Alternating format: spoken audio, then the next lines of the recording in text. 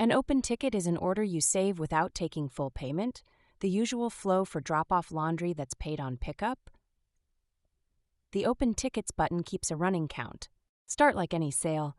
Ring up the customer's laundry, a drop-off here. Tap Print Bill and give the slip to the customer. It's their claim stub, a stand-in for the receipt until they come back to pay. Then tap Save Order.